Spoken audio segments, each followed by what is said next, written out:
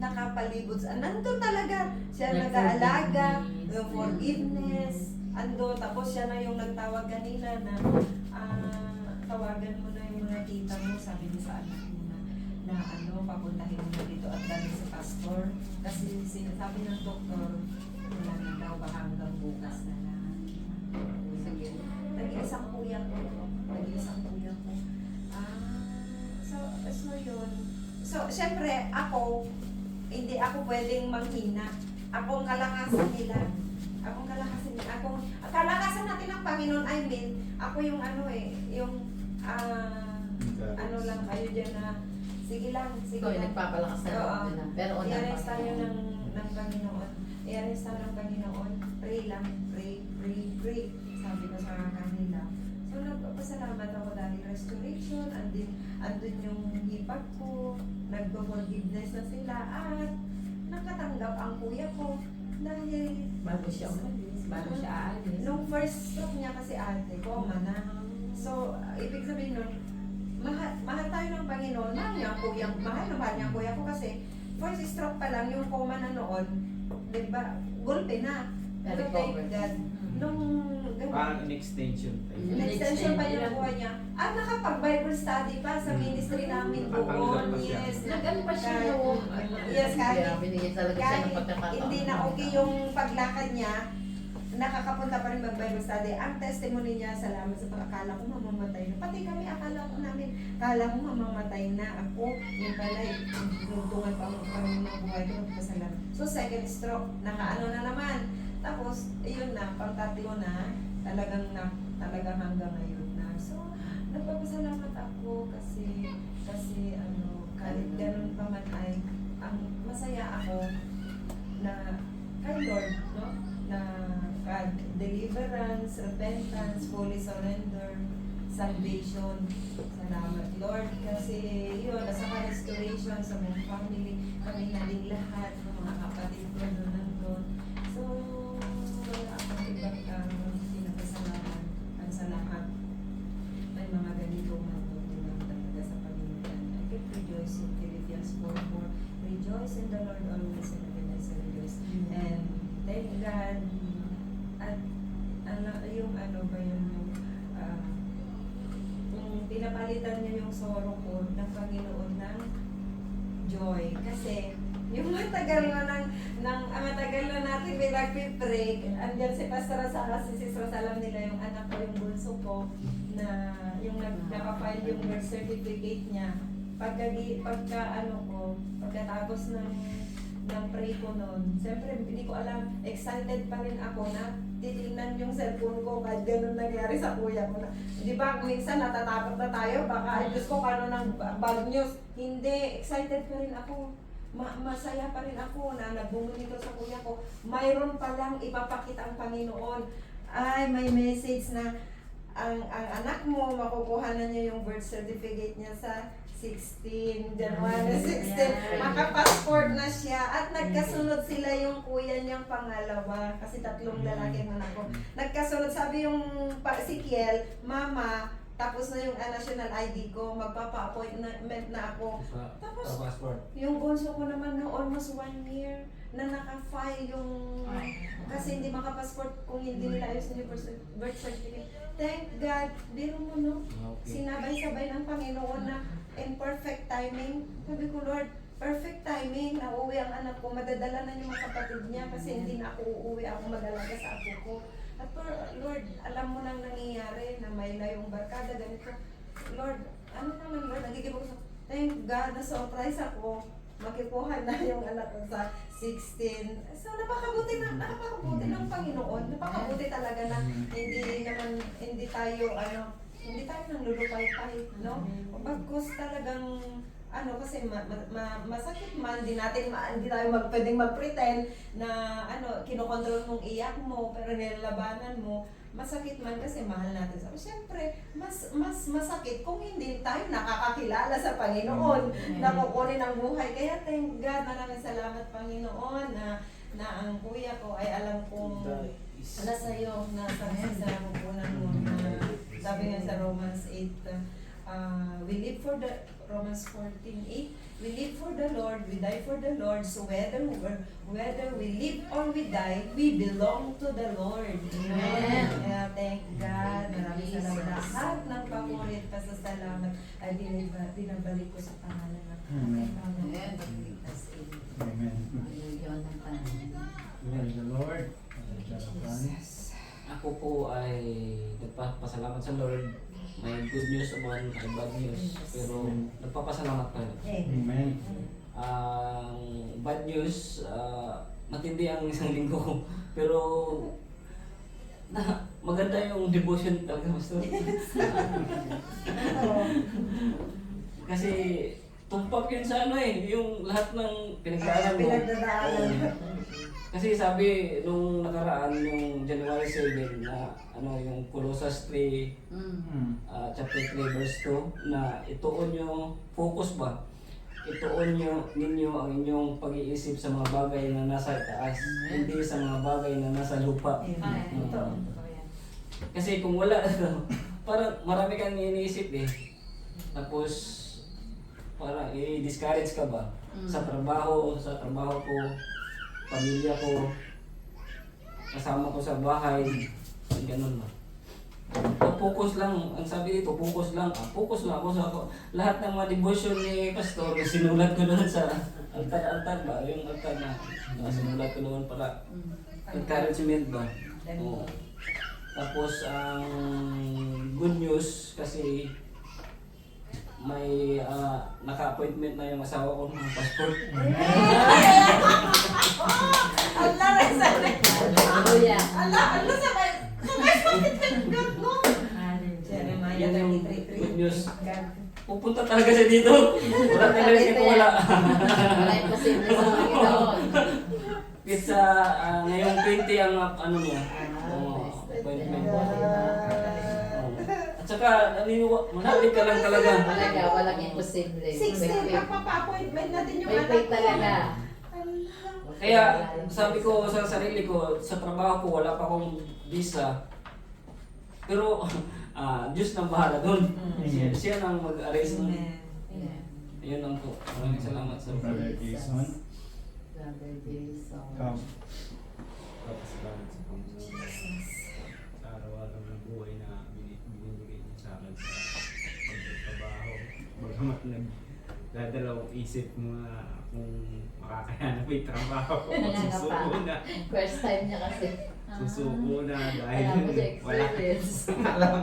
Lahat naman una. Kaya Sila dapat pinagkakatiwala ako sa'yo. sa Panginoon yung bawat ko, Hindi ka kung talagang nakarunungan. dito ako mag-excel sa trabaho, matututunan ko lahat ng gawa mo. Amen. Basta hindi ka lang nakarunungan sa Panginoon. Patuloy lang ako nagpapasalamat sa bawat araw Amen. na buhay na niyabangon niya ako sa pagpasok sa trabaho. Kaya din sa pamilya ko, pinagpe-pray ko sa Pilipinas. Palagi silang ingatan ng Panginoon. At sa mga bawat araw na dumadating sa akin, yun niya. Pinagpapasalamat ko. Ano mga ginagawa ko sa Panginoon. Kaya sa Diyos lang po ang papukas. Amen. Praise God. Hallelujah. Kasi narito naman, sabi nga ng mga kaibigan ko, ba't ka pa aalis? Sabi ko, mag-Bible lang sa, huwag ka lang pumunta doon. Sabi ko, hindi. Pupunta ako. Umulan, bumagyo. Alis na ako. Sabi ko, bye, wala na ako. Kasi magpunta daw May kami ng protsaya pa nila. creek, bukas mag-ano daw kami. Sabi ko, hindi, mag-Bible ako. Sabi ko. Saka napakabuti talaga ng Panginoon kasi yung kuya ko, dati lagi humingi ng pera. Naiintindihan niya ako. Sabi ko, okay lang wala nang, huwag mo na akong bibigyan. Basta makabalik ka lang dito, magsama-sama tayo. Tapos sarap talaga ako sa Panginoon kasi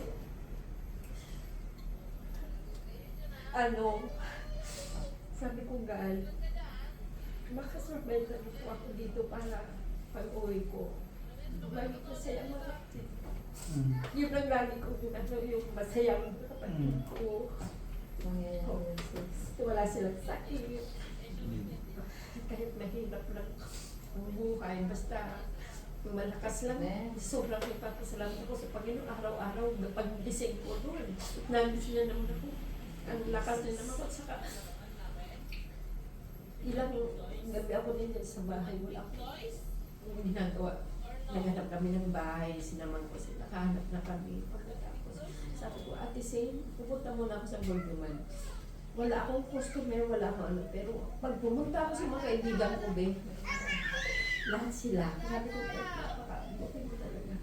Wala kang plano, wala kang ano. Pag inano mo talaga siya, sabi ko, alam ko naman, ikaw ang nagpaplano sa lahat, sa araw-araw. Kaya sobrang natapos ko kasi sobrang napakabit ng Panginoon. May mga pagkukunan tayo, may mga ginagawa tayong magkakamali. Ano kami talaga, yung kabutihan niya.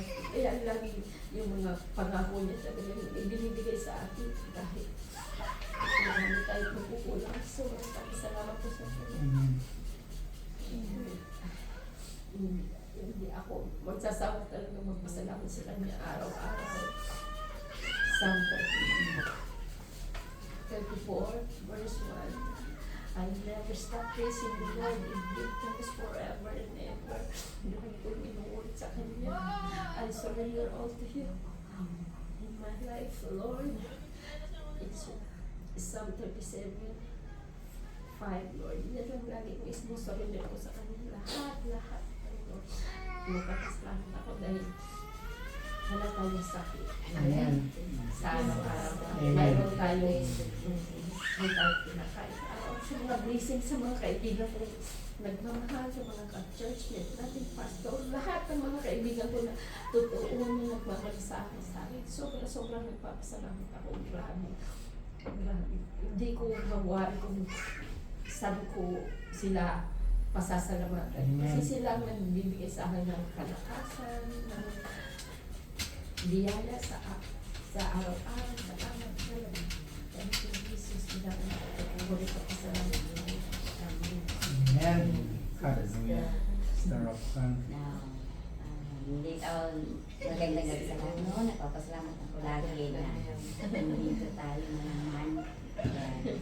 Sa mga past weeks, hindi ako nakapunta dahil siguro sa mga, sa mga bagay-bagay. Pero nagpapasalamat ako sa Panginoon dahil miski may mga problema tayo, naging magaan. Kung sa puso lang talaga natin yung pag-iis kanya ng guidance and presence sa kanya. Yun lang at sa magandang sa magandang araw lagi natin mga blessings. Hallelujah. Praise the Lord. Ako yung nagpapasalamat sa araw-araw. Actually, blessing naman every day talaga yun. Iyakin ako. Kailan na ako umiyak. Hindi, although every Sunday, nag-pray, nakikita-kita tayo kasi kayo lang yung family ko dito.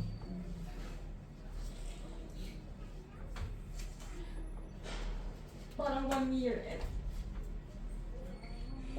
and 4 months na yata na hindi ko nawala yung asawa ko, kaya nasa Pilipinas pa rin siya, kaya ang hirap mag-isa.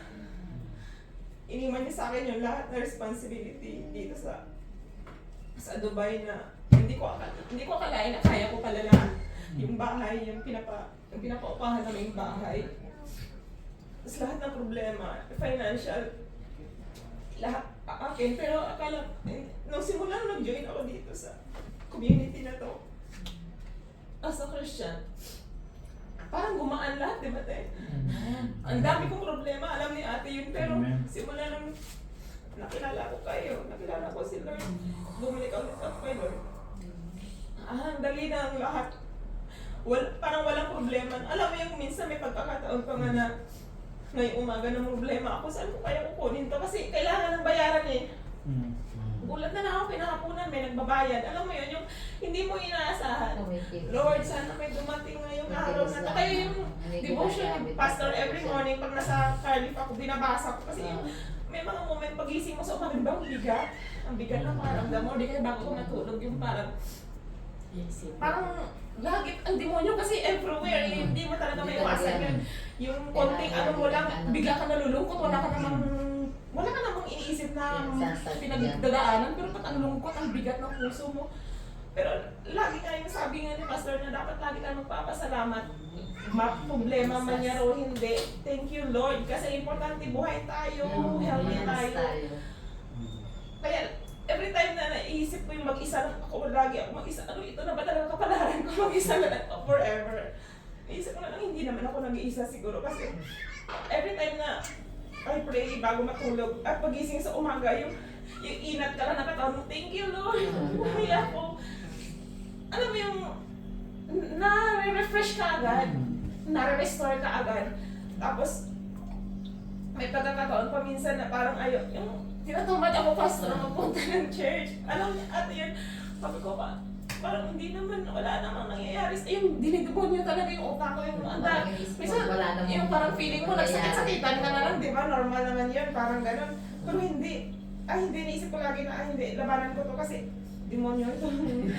Inaano ako ng demonyo. Sige, mag-ano ka, yung marami siyang ina-offer sa utak ko na ibang bagay na para malinlang yung utak ko. Pero hindi. I'm trying to inspire myself na kailangan pumunta ka talaga. Ayun na nga lang yung oras mo. Kasi madalas, di ba, lagi tayong naisip na busy tayo sa work, yung lagi na lang natin i-reason yung work. Kaya as much as possible, which is very helpful talaga na magbasa ang ilan mga verses morning at saka bago matulog as much as possible kahit tanghali pag may oras ka yung siyempre lagi naman tayo nag-WhatsApp, lagi naman tayo nag-browse sa phone mo, why not basahin mo yung sinesend ni Pastor, di ba? So yun, malaking tulong Pastor, thank you talaga, sobrang ang daming nare-refresh yung utak mo, minsan na ano ka na, nagre-reklamo ka na bakit wala akong ito or bakit ganito binibigay sa akin ni Lord na problema. Sabi ni Lord, ano ka ba? Tingnan mo naman anong meron. Kumbaga, ikumpara mo naman, di ba yung buhay ko dati? Sa buhay ko ngayon na, although lahat naman problema natin, number one pera naman talaga. Pero I'm not feeling like na yun yung problema ko. Hindi mabigat. Walang bigat, ate. Alam mo yun, wala akong naramdamang bigat na smooth lahat. Yung, the morning, i-pray ko lang siya. In the evening, meron na agad. Answered, ang bilis talaga. Lord, you're so faithful. Thank you, Lord. Talaga. Thank you. I'm so blessed. I'm feeling blessed talaga na nakilala ko siya. Hindi na mahirap sa akin ang lahat ng pinagdadaanan ko dahil kay Lord. Amen. Thank you, Lord. Ang Rose. Tunay nga na pagkasama natin ng Panginoon, napakagaan lang lahat ng mga suri natin ng bawat isa sa atin. Ako'y lubos na nagpupurit, nagpapasalamat sa ating Panginoon dahil sa totoo lang, gabi-gabi pinag-pray ko yung anak kong pangalan niya. Hindi, alam ng Panginoon mula nung umpisa ng pinagdaanan ko talaga yan. Talagang iniyak ko talaga yan. Kaya nagpapasalamat ako sa Panginoon kasi nakikita ko na yung kahit pa paano binabago na siya ng ating Panginoon, nag-iiba na yung attitude niya, may nangangarap na siya. Sabi ko nga lagi sa niya, anak, sabi ko, mangarap ka, hindi na para sa amin ng papa mo, para sa anak mo na lang. Sabi ko nga sa kanya, mabayaran mo na lahat ng sacrifice na ginawa ko sa'yo. Sabi ko, yung makita ko lang maayos yung pamilya mo, masaya na ako. Kaya nagpapasalamat ako sa Panginoon dahil nakikita ko yan ako nagtatrabaho na siya, tsaka yung manutang ko, natututo naman na daw siya dun sa Baylor kahit pa paano. Hindi ko tiyaga-tiyaga lang. Tapos tumawag din ako sa Pinas, sinukumusta ko din yung mga magulang ko, praise the Lord, okay naman sila doon. Pinaprovide ng Panginoon yung mga pangailangan nila, binibigay. Hindi na sila masyadong kahit pa paano, nakakaraos. Kaya sa kanya lang ang mataas na papurit sa lahat sa pangalan ng Jesus. Amen. Maraming salamat sa mga testimony nyo. No? Lagi niyong tandaan, sa bawat testimony nyo at pasasalamat, iyan ay recorded. Hindi lang sa video, bagkus sa Panginoon. Sinusulat niya lahat yan. Yan yung mga actually input natin sa langit na hindi kinakalawang. Yan talaga yung input na hindi mawawala. Alam ng Panginoon yung pag-iyak nyo, kung kailang oras, anong araw, anong tinestimony nyo, despite sa lahat ng kalagayan natin. No? I will opening the prayer I know in each every one of you na medyo may nararamdaman, manghihina. Even si Brother Jason, pagpasok niya pala, nararamdaman pa, no? Pero tandaan mo, Brother Jason, from the time na nag-decide ka, pumunta sa Dubai, in Daniel 10:12, sinabi niya, dininig na ng Panginoon yung dalangin niya. He will bless you, He will prosper you sa lugar na to. So do not worry. It's part yan lang ang proseso ng Panginoon para lalo kang Magdadalawang isip na ako. yan ang proseso ng Panginoon. Yan yung Sabi nangyayari ko nga na. eh, may Panginoon ako. ba't ako Yes. Amen. Huwag ka magdalawang isip. Huwag ka wala ng pag-asa. Kung tanggalin man ako, may gusto man ako na takot. Huwag ka magdalawang isip, sabi ng Panginoon, no? Sa 1 Corinthians 14:33, My God is not a God of confusion. My God is not the author of confusion but of peace. Sabihin, dapat yung kapayapaan mo. Dapat laging manatili yung kapayapaan. Alam mo, ang panalangin ko lagi, sa ngayon itong binigay ng Panginoon, Galatians 5:23, yun lagi. So automatic yun, pag dinasal ko sa umaga, dadalhin niyo yung kapayapaan. Yun yung pinakasandata mo, di ba? Pag may kapayapaan ka, andun lahat. Wala na, nandun na, wala na ang ano. Yun talaga ang dalangin ko. And then sineselyuhan ko yan ng banal na dugo ng Panginoon. Yes. Kasi dapat sa prayer ko, yun yung devotion ko sa Panginoon. Yung verse na yun, hindi siya mawawala. No, yung salita niya ngayon, yung kasi yung pinangahawakan ko palagi. At actually, yan talaga ang dapat natin paghawakan, yung kapayapaan. Kasi pag may kapayapaan tayo, nandyan si Kristo Jesus sa buhay siya, sa ating tabi palagi, sa ating isipan. Even sa ating tabi. Okay, we will open the prayer. Hallelujah. Father God, we thank you for this night, O God. Father of Abraham, Isaac, and Jacob, filled love, mercy, and grace. In Jesus' mighty name. Holy Spirit, Holy Spirit, Holy Spirit, teach us, lead us, mentor us, guide us. Holy Spirit, let your word be engraved in our hearts tonight. Maraming salamat, Panginoon. Alam namin sa mga hinanaing namin sa puso at kaisipan namin, Banal Espiritu, ikaw ang magliliwanag sa mga haka-haka sa amin sa gabi. Hayaan mo po, Panginoon, na kami ay may baba at ikaw lamang ang may taas. Hayaan mo, Panginoon, ang iyong milagro ay sumaya aming lahat sa gabi ito, sa kapangyarihan ng Banal Espiritu at sa daan ng banal na dugo ng Panginoon Jesus at pag-ibig ng Ama sa pangalan ng Panginoon Jesus. Amen. No? Declare the victory. Tanggapin nyo. No? Ngayon, ang pag-aaralan natin, ano ba ang devotion sa ating buhay?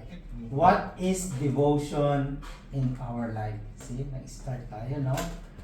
Kahit ako, parang nasabik ako nung sinusulat ko to, ano ba ang devotion sa ating buhay? Ano ba ang parte ng devotion? What is the part, the devotion in our life? No? Ganito na, para mabilis tayo, no? Devotion meaning in Greek. No? Para hindi tayo malito. Ano ba yung Greek? Para alam natin, no? Yung Greek, yun yung salitang Griego na tinranslate yung New Testament. Yan yung bagong tipan, nung kapanahunan ng Panginoon Jesus. Ngayon, bakit ko sinabi yung Greek? No, meron din tayong tinatawag na Hebrew. The Old Testament translated or written in Hebrew words. No? Yun yung Book of Isaiah, nung tumatayo ang Panginoon Jesus, na binabasa yung Book of Isaiah sa kanyang sa mga pariseo doon, no? So, ang sinasalita niya ang Old Testament, binabasa niya Hebrews. Pero ang national language talaga ng Panginoon Jesus is Aramaic. No? Pero hindi na tayo magdidip dyan. The Lord put me in my heart only kung ano, what is the devotion meaning in Greek. So, ang devotion, proskartereo. Hallelujah. Yun ang dapat natin gawin. No? Proskartereo is the Greek meaning. Ano pong ibig ng sabihin ng devotion? No? Para maintindihan natin ating unti-untihin. No? Bulay-bulayin. Sandali lang po tayo, pero para lalo nating kasama nyo ako na pagtibay ang pundasyon Bakit ba kailangan ng devotion? Bago po ako magbasa, tandaan nyo, even yung mga unbeliever, may devoto sila, di ba? Nakita nyo yung Nazareno. Basta rin, oo, yung wishes ngayon. Nagdidiboto sila, hindi na alam yung ginagawa nila. Really confused din kung bakit. No, di ba? So ang sinasabi ko, Selfish ako. kung yung iba nagdidiboto sila sa maling gawain, eh tayo pa bang alam na natin yung katotohanan, hindi tayo nagdidiboto? Ano ba ang ibig sabihin ng devotion? No? Sabi ko. Hindi ba siya? Ha? Parang, O sige, bigyan ko kayo pagkakataon. Mag-isip ng isa-isa. Umpisa na kay Sister Out. Devotion. Devotion natin sa Panginoon na yung makipag-usap tayo sa Panginoon. Devotion. Bago kayo paraanin na, para at least maliwanagan na kayo na. Para lang maniwanagan kayo. Ang devotion at ang prayer magkaiba. Okay? So paliwanag ko lang bago kayo, para at least pag nagsalita kayo, ano sabi niya dito? Basahin ko. Para at least alam natin, no? Sabi niya dito, devotion at panalangin. Ano ba ang ibig sabihin ng devotion? Inilalarawan ng devotion ang pangkalahatang saloobin, pamumuhay at pangako ng isang tao sa Diyos. Sinasaklaw nito ang buong pusong pag-aalay sa kalooban ng Diyos. Pag-aalay, pagsunod sa kanyang mga utos, pagsamba sa kanya, at pamumuhay ng nagpaparangal sa kanya. Ang pangunahing konsepto ng Biblia na may kaugnayan dito ay kabanalan at katapatan. Ito ay ang estado ng pagiging ganap na nakatuon sa mga layunin ng Diyos. Ano naman ang panalangin? Ang panalangin ay ang pagkilos ng pakikipag-usap sa Diyos. Kabilang dito ang pakikipag-usap sa Kanya, pagpapahayag ng pagpapasalamat, pagtatapat ng kasalanan, paghingi ng patnubay, paghiling. Ang panalangin ay isa sa mga pinakamahalagang pagpapahayag ng debosyon. No, karaniwang pagpapahayag. Ngunit hindi ito kabuuan nito. Sabi niya, sa makatwid, hindi mo masasabi na ang debosyon ay panalangin. Sa halip, ang panalangin ay isang mahalagang bahagi at pagpapakita ng debosyon. Ang isang tao ay maaaring ilarawan bilang tapat kahit na hindi aktibong nagdarasal sa isang particular na sandali, ngunit ang isang buhay na walang panalangin ay malamang na mapaghiwatig na kakulangan ng tunay na debosyon. Now, so alam nyo na po, ang debosyon at ang panalangin ay magkaiba. Okay? Now, kasi nag-aaral po tayo, no? Parang ano lang to, para tayo mismo mag-aralan tayo. I do believe sa mga darating na araw, ito rin ay i-share nyo sa mga kapatid. No? So, Sister Au, ano yung devotion? Yung sacrifice natin kay Lord. Tama. Tama na yung kahit, di ba, kahit di tayo nagsisimba palagi. Pero andun kasi yung mag-devotion muna ako sa Panginoon. Kahit nandun ka sa silid mo. Yun yung mag-effort tayo na between me and Him, between you and Him. Yun, hirap no? Pero yun yung talagang mag-sacrifice tayo, mag-devotion sa Panginoon, na iba talaga yung panalangin. Kasi specific natin kay Lord na, di ba kung may, yung panalangin, yan ako lang na basta, hallelujah, yung panalangin, may specific din na talaga natin ipanalangin talaga sa Kanya. Na yung devotion talaga natin, yung naano ko sa sarili ko, katulad ng devotion ako. Mag-ano ako, yung kakanta pa ako, di ba? Mag-usap ako. Devotion yung sacrifice talaga yun, sacrifice, mag-effort talaga tayo sa Kanya.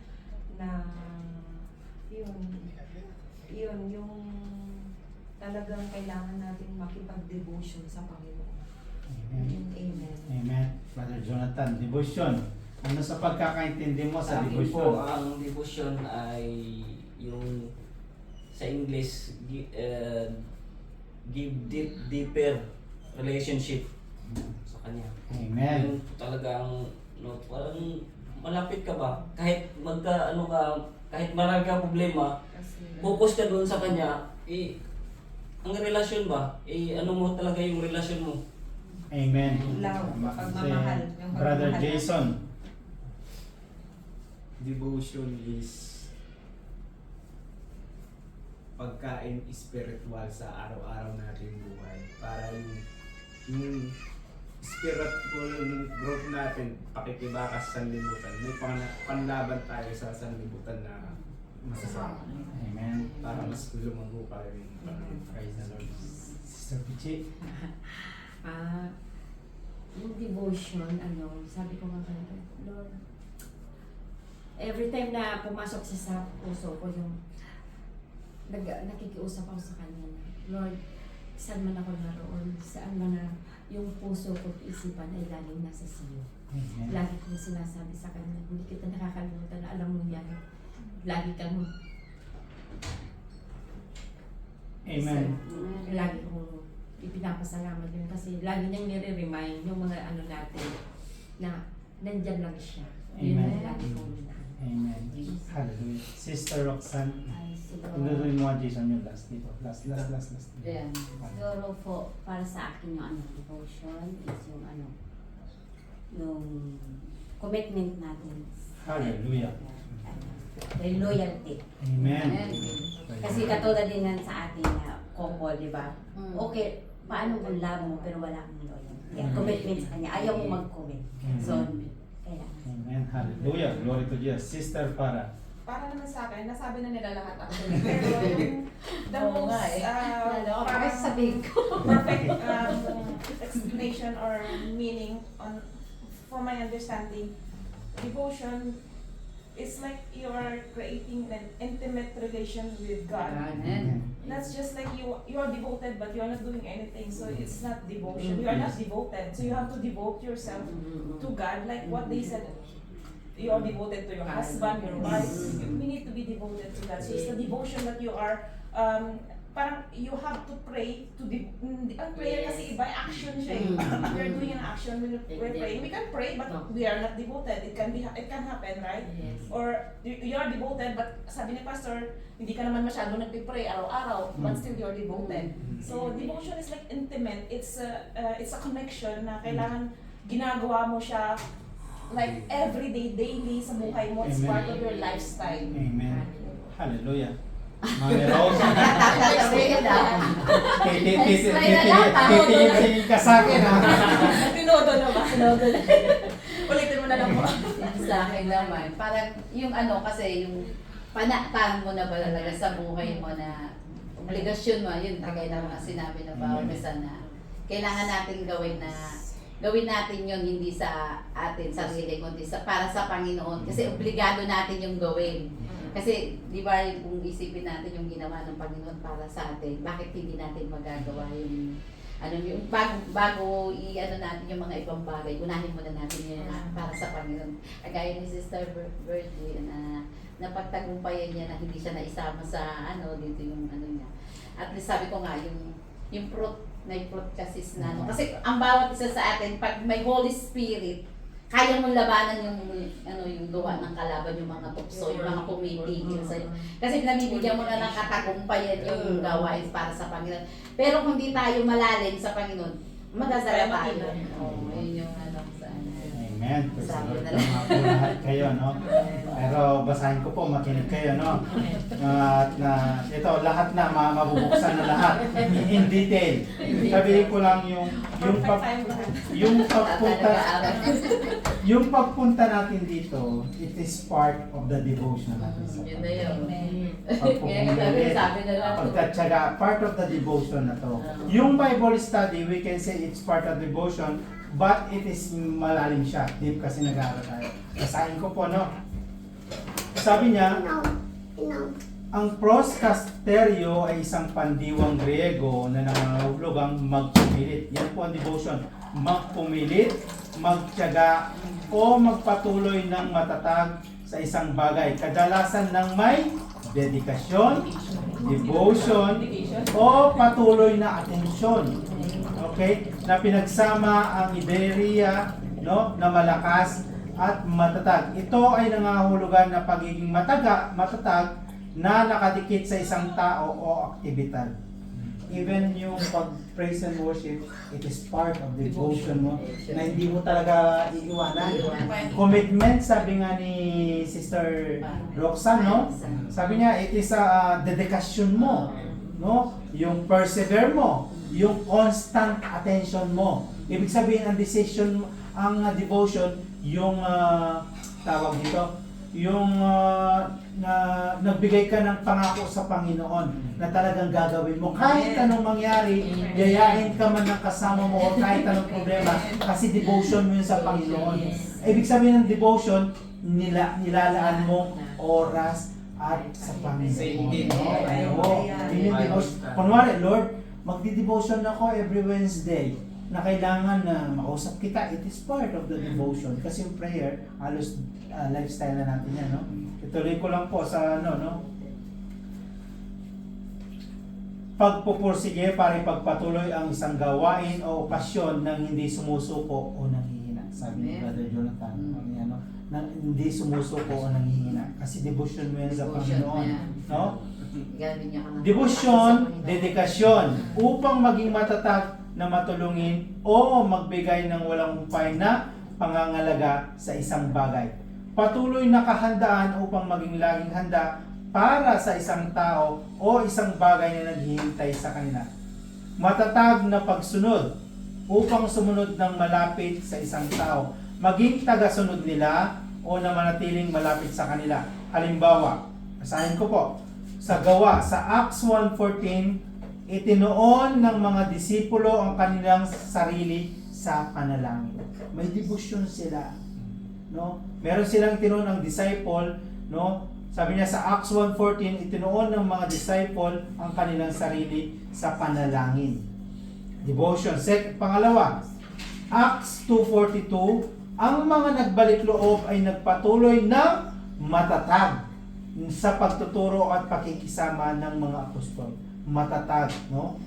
Sabi niya sa Colossus 4:2, hinihikayat ng mga mananampalataya na magpatuloy ng matatag sa panalangin. Devotion. Yun po yung no? Sabi niya dito sa Marcos 3:9, sa Panginoong Yesus naman, hiniling ni Jesus ang isang maliit na bangka na ihanda para sa kanya. Ito. Ang Panginoong Yesus pala nagde-devotion din. Sabi niya sa Marcos 3:9, hiniling ni Jesus ang isang maliit na bangka na ihanda para sa kanya. Bakit? Bakit po hiniling ng Panginoong Yesus yung bangka para dumating, para umiwalay? Bakit? Basahin ko ha. Sabi niya po dito, hallelujah, ang pinakahuling halimbawa, inalay ang kanyang sarili sa Diyos sa pamamagitan ng patuloy na panalangin kahit na lumayo sa maraming tao upang manalangin. Kasi, di ba hinahabol ang Panginoon Jesus palagi? So, anong ginagawa niya? Humihiwalay siya, pumupunta siya sa mundo. Kasi meron siyang devotion sa Panginoon. Oo. Meron siyang pinangako, meron siyang layunin ng oras na siya na devotion sa Panginoon. Kasi kahit doon sa maraming tao, pwede naman siyang manalangin kung ito'y panalangin, di ba? Pero, iba yung devotion mo sa Panginoon. No? Okay, ito, lilinawin ko pa. Para lalo tayong malinawan. Mga halimbawa na devotion, na nagdebosyon sa Biblia. Halimbawa po, si Haring David. Paano si Haring David nagdedebosyon? Kilala sa kanyang pagnanasa para sa Diyos na ipinapahayag ito sa mapamagitan ng pagsamba sa musika, mga awit, at hindi natitinag sa kabila ng kanyang pagkabigo. Si Haring David, sa lahat ng trials, sa lahat ng problema, sa lahat ng kalaban, hindi siya tumigil, sumamba at umawit sa Panginoon. Kasi yun ang devotion niya sa Panginoon. No?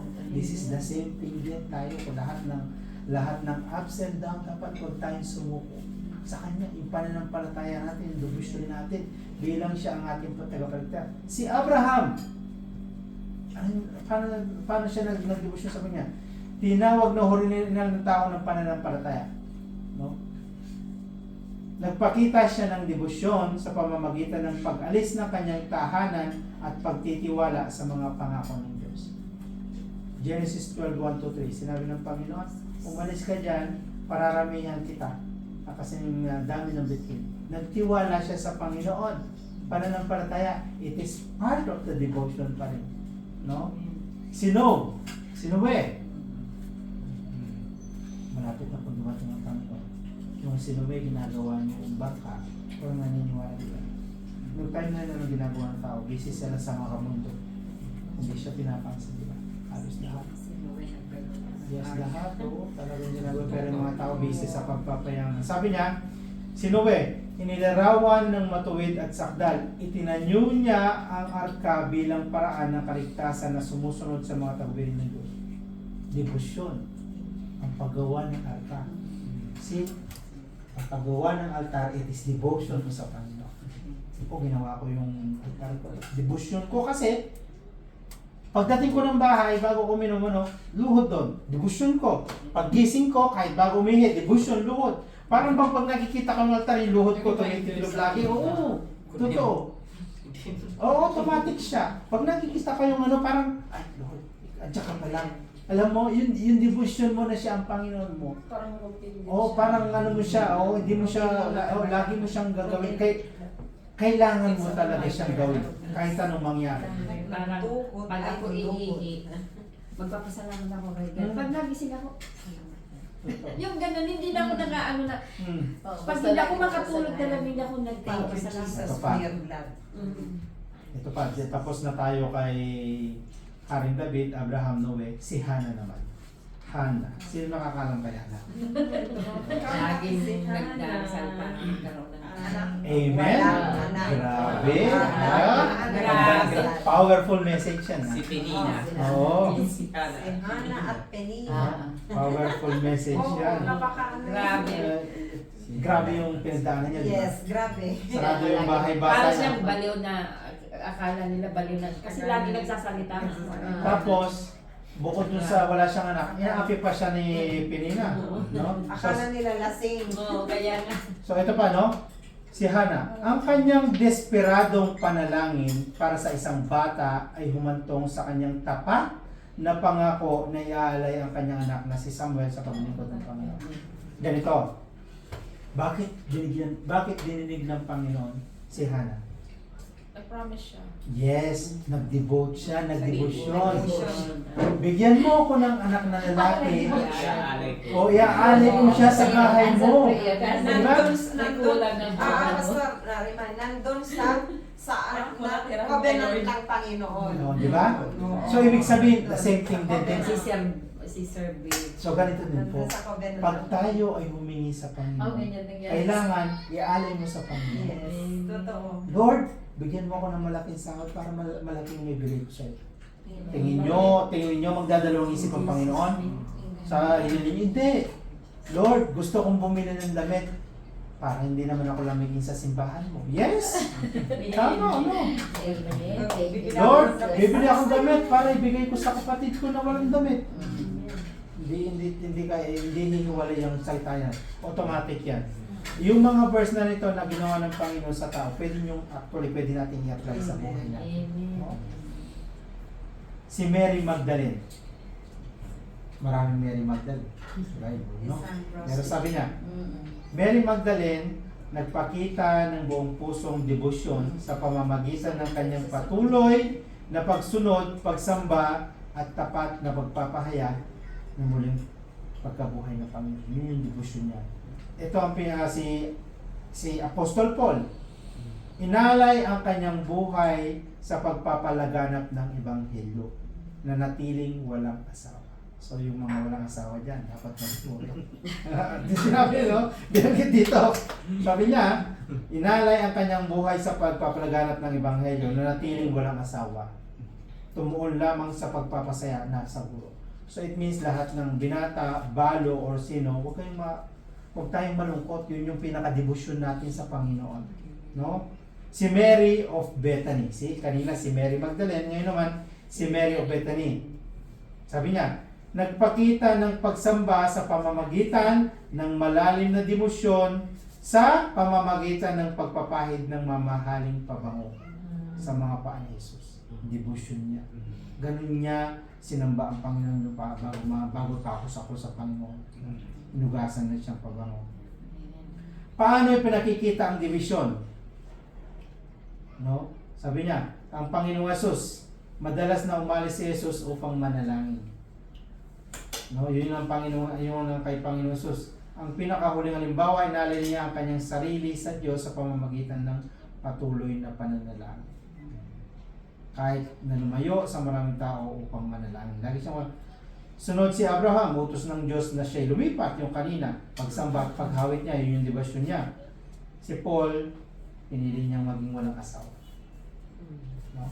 Pero, bukod dyan sa debosyon, meron ba, dito po tayo magtatapos, meron ditong napakagandang istorya sa Lucas 18:1-8. Basahin ko. Aba, binabasa ko kanina dito, no? 18:1, 18? Oo. 18-1. Luke 18:1-8. Basahin ko, no? Luke 18. 1:8. Okay, basahin ko para mabilis tayo. Ang Panginoong Hesus ang siyang nagsasalita. Sabi niya sa Lucas 18:1-8. Basahin ko po.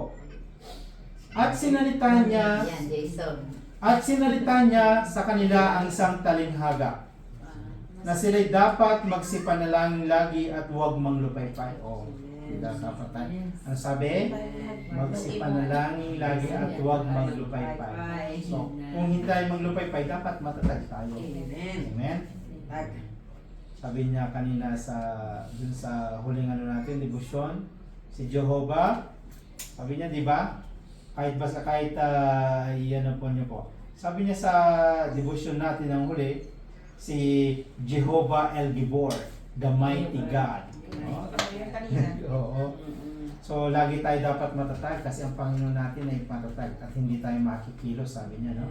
So, basahin ko po ulit. At sinalita niya sa kanila ang isang talinghaga na sila'y dapat magsipanalangin lagi at huwag mga lupaypay.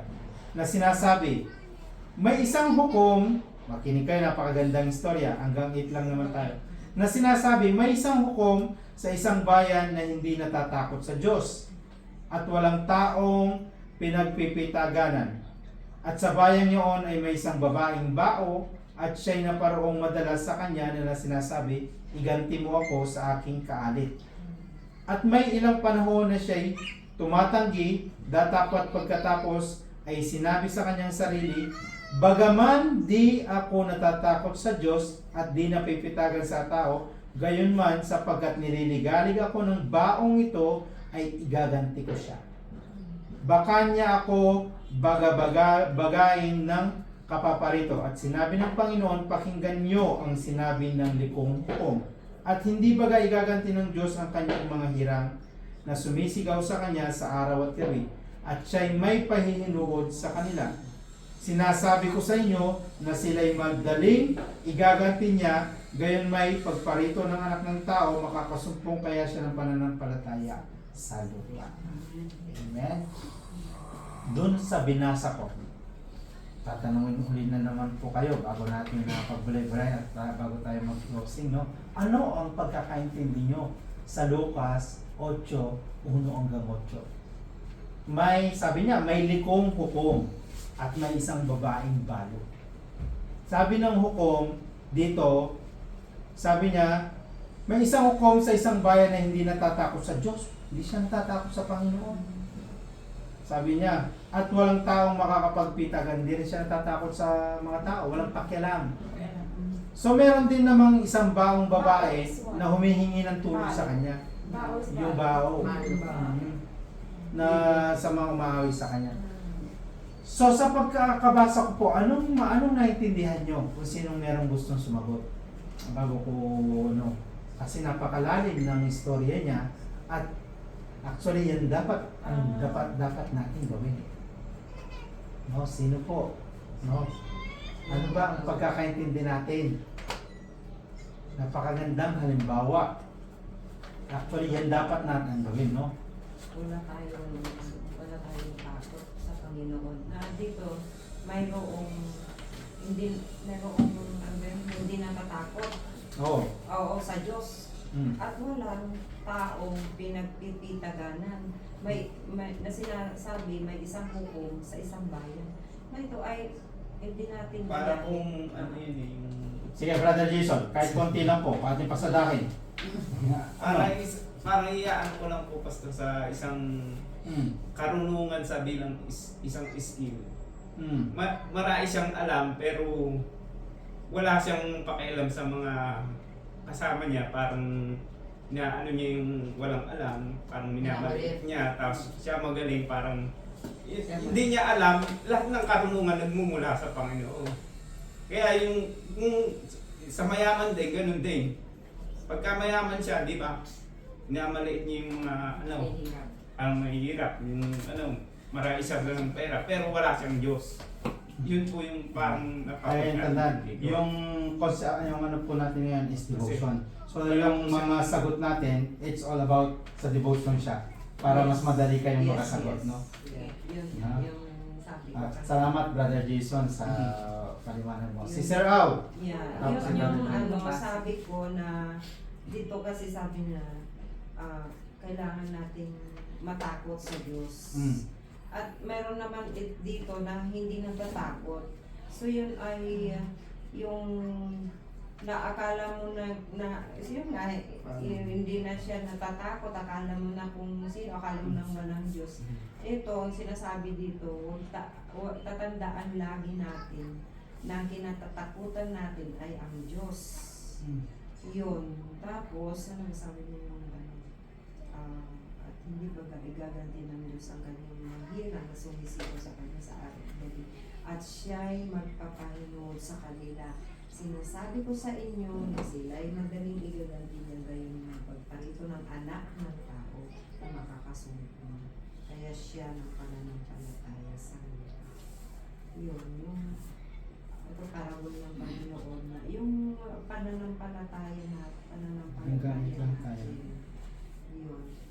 Yun, ang number one sa akin dito, huwag tayong, yung fear natin kay Lord. Yung takot.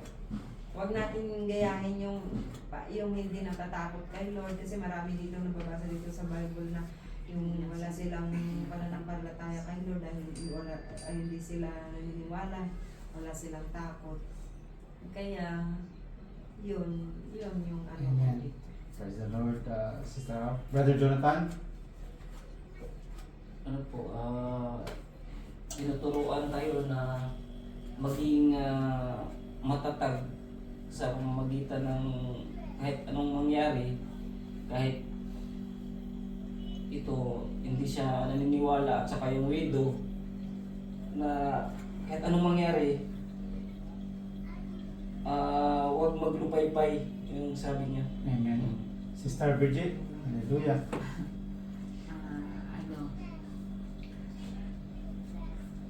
Lagi iisipin na huwag tayong matakot or manghina basta nasa atin ang Holy Spirit.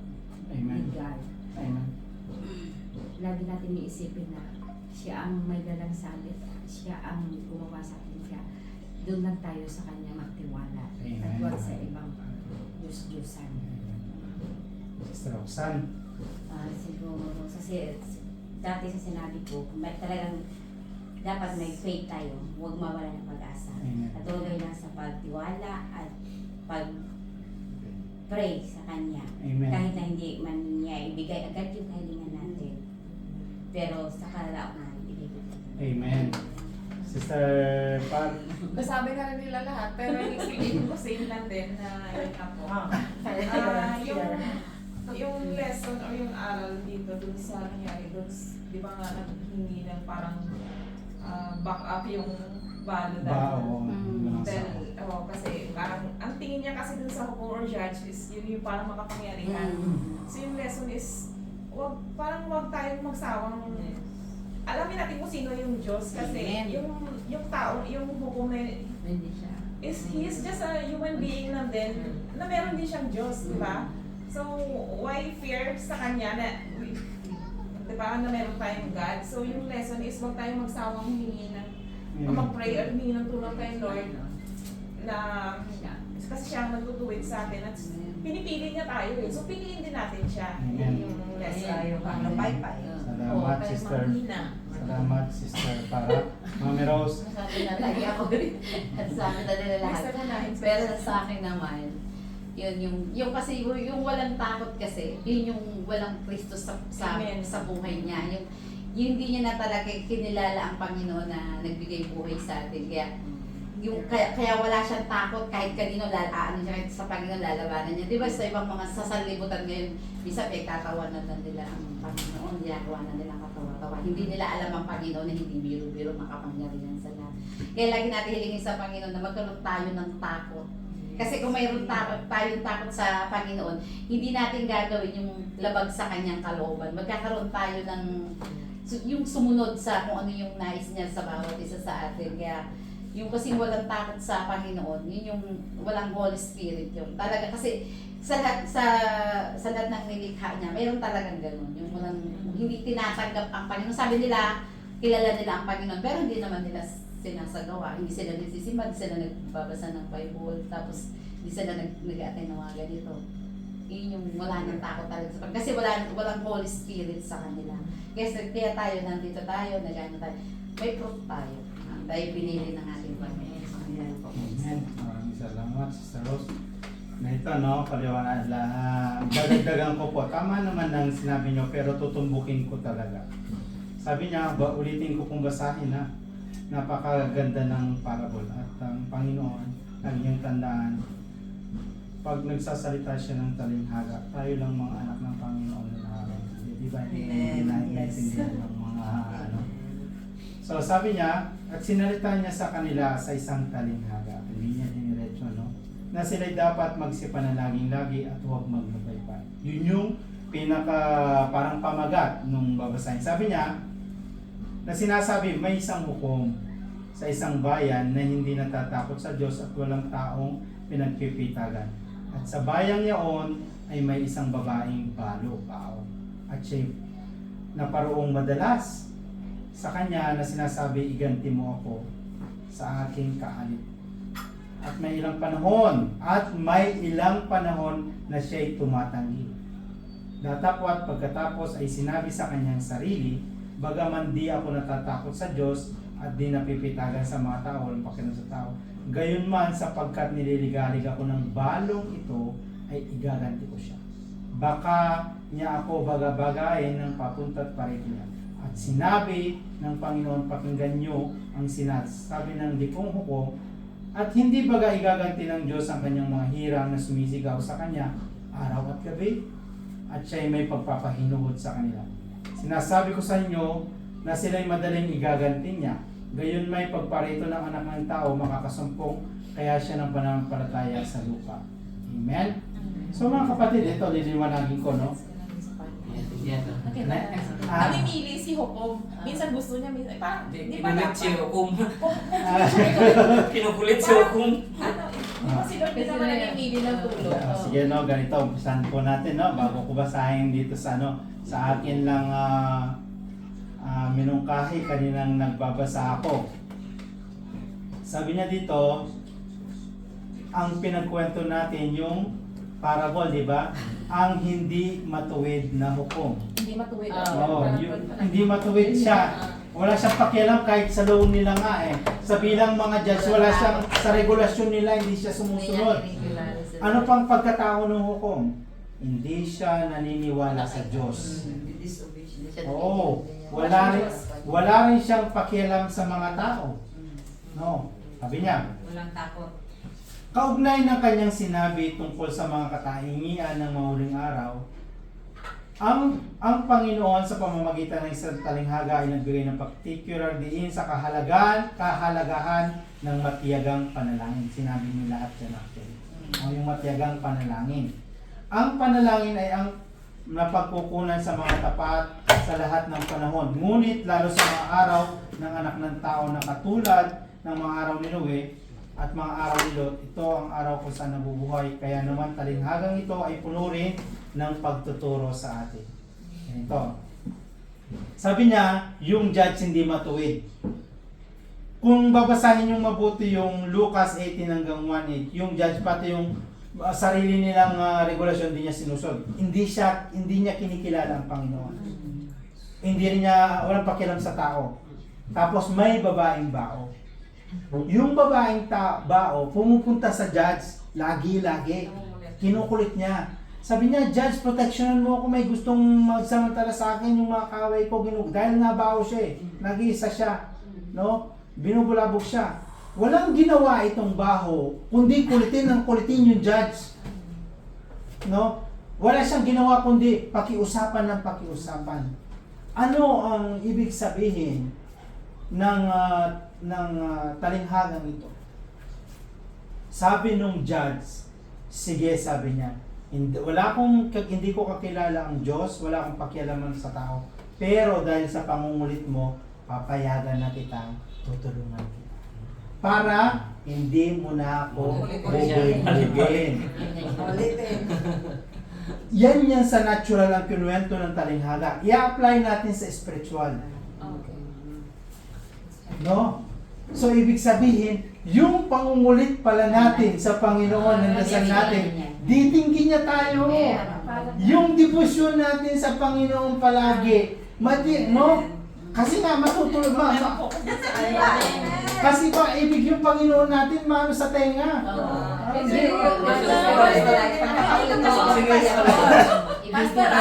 Ako no. Thank you, Jesus. Wala talaga akong uno, laki na sana ako. Si Ate Liliet,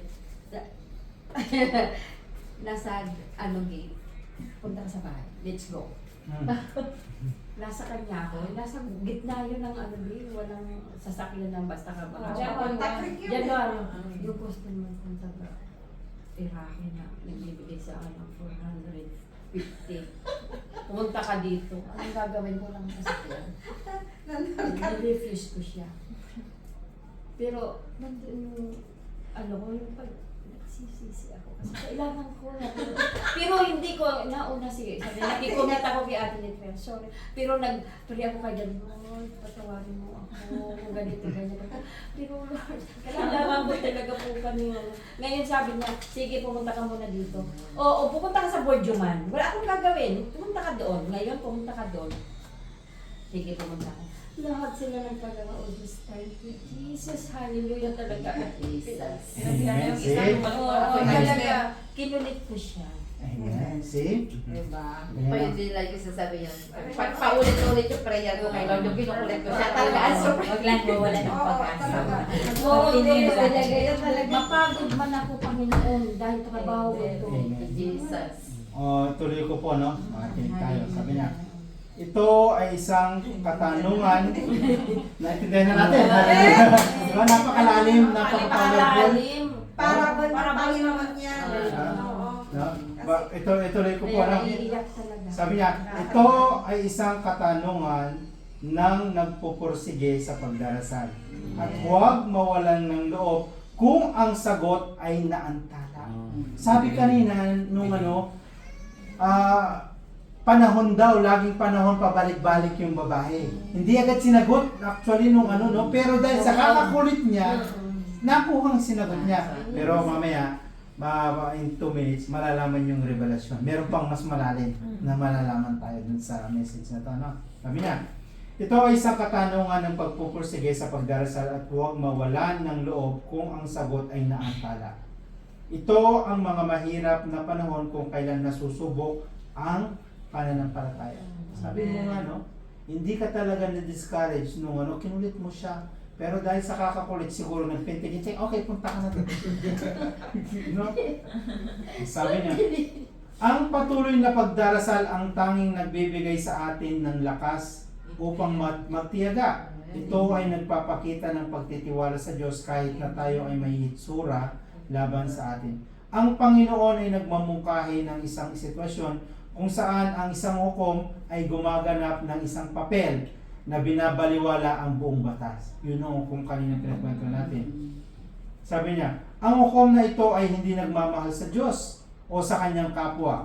Ang pag-ibig sa Diyos at sa kapwa ay ang buong batas at ang lalaking ito ay isang hukom. Wala siyang Diyos, wala rin tao. Sabi niya, sa isang tiyak na sandali, isang balo ang lumapit sa kanya at humingi ng legal na proteksyon.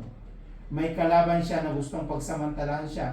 Gayunpaman, ayaw ng hukom na bigyan siya ng legal na proteksyon. Wala siyang kikitain sa kaso ito, tama. Kasi hukom nga siya, may lumapit. Ngayon dahil alam niyang walang perang makukuha, business, binabaliwala niya. Sabi niya, ito ay ganap na hindi kawili-wili sa kanya. Gayunpaman, ang balo ay nagpatuloy pagkatapos ng lahat. Pagkatapos ng pabalik-balik niya, ano ang sagot? May resulta na. Consistent. No, may resulta niya. Sinasabi niya sa kanyang sarili na may gagawin siya para sa babae. Sinabi nung kung may gagawin daw para sa babae. Sa kabila ng katotohanan, hindi siya natatakot sa Diyos at hindi ginagalang ang mga tao. Ang konsiderasyon niya ay bigyan ng legal na proteksyon ang balo, ay gusto niyang alisin ang pag-iinis sa kanya, pangbubulaho. Ito, sabi niya, at may iwasan ang mas malala pa. Naniniwala siya na napapagod siya kung mananatili siyang pagtanggi. Tama. Sa bawat pagtanggi niya, yung babae nagpupumilit. Ayaw na niya makita actually yung babae. Lalo siya nagiging namumroblema, mas maraming problema niya. Bibigyan na kita Oo. No? Sabi niya, kaya naman mas mabuting bigyan siya ng legal na protection. Tapos at least naalis na siya. Siya ay kumilos para sa kanyang sariling interest. See? Naging interest din. Kumilos yung hukom dahil sa sarili niyang interest din makakabuti sa kanya. Na naging ranted niya yung babae. Sabi niya, ang hindi makatarunong hukom ay hindi kumakatawan sa Diyos dito. See, wala siyang Diyos. Mamaya sasabihin ko ang revelasyon.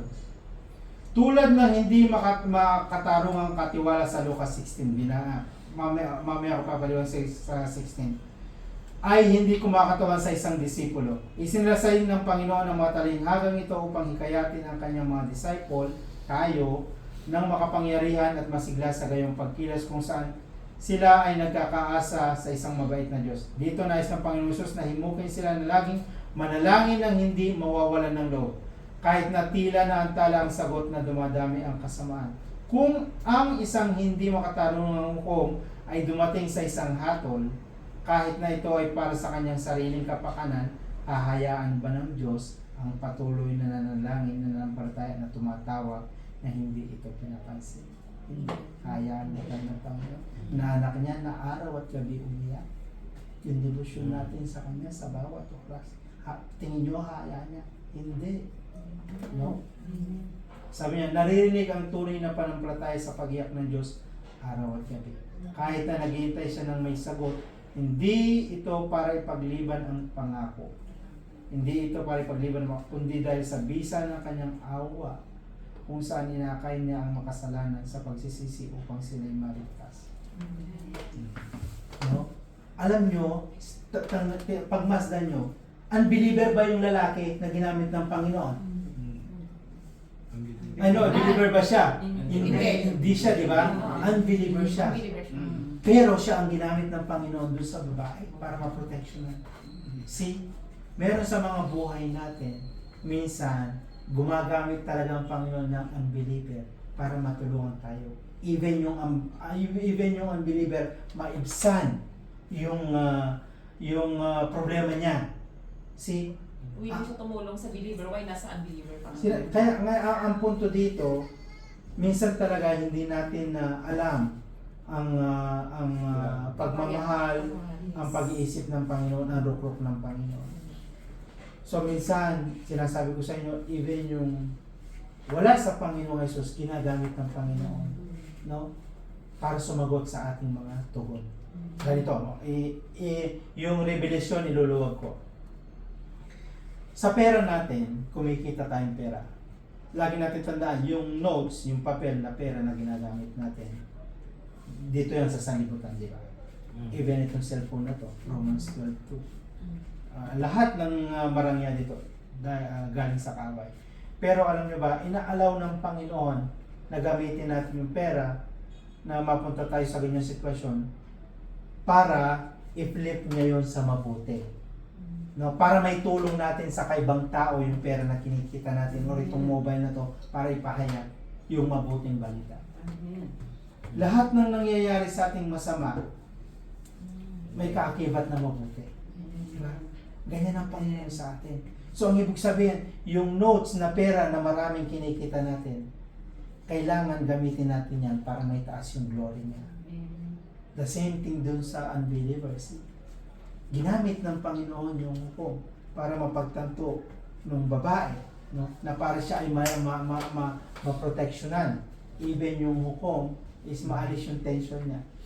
So ang meaning ng parable na to, ang Panginoon lahat ng kung anumang bahay tayo o sino mang kakilala natin na inilulup sa atin ng Panginoon sa buhay natin upang may glorify yung Panginoon. Minsan, merong dumadaan sa buhay natin na sasabihin nila, ganito na lang. Minsan sa office natin o kamag-a-house tayo pupunta, may unbeliever. Merong minsan sinasabi, hindi naman Christian to, hindi ako gagawin kumain. No. Hindi. Paano mo siyang makakausap to invite sa salvation niya kung hindi ka open kasama nila? The same thing din ako pag bumibisita ako sa kampo, sa Jebel Ali.